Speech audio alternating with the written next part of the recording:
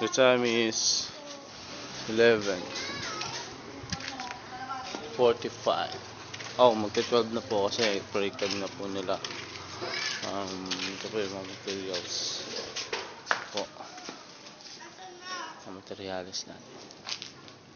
Ito yung number 4 na hollow blocks. Ito yung number 5 po. Ang tinanong po mga gravels, steel bars, and sand. This is cement. Here's 9 cement over there, and this 3 cement. Ay, this pala. There pala. Mali pa ako ng English. Oras na para kumain. Kaya sila ay nagsisikain. Magpakain. O, ayaw pa istorbo.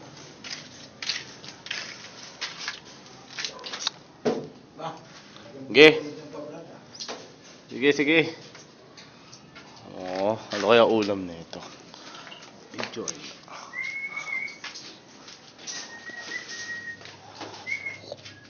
Ah, sarap niya na.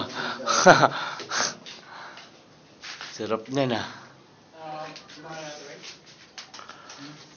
Okay na yung ano kaya? Bintana doon. Ito rin oh. Sarap din ang ulam. Perito. Ito sarap ulamin yung aso.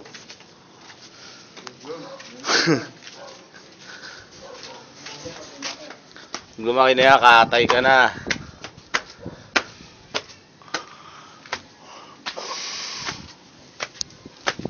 Hindi ko alam kung bakit eh. Bakit di naglagay na bintana eh. Doon daw at ewan ko.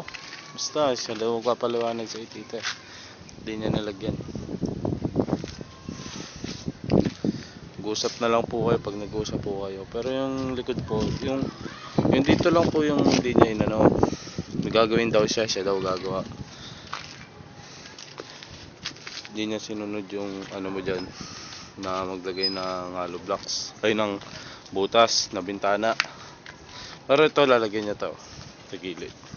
Isa. Tapos dito isa.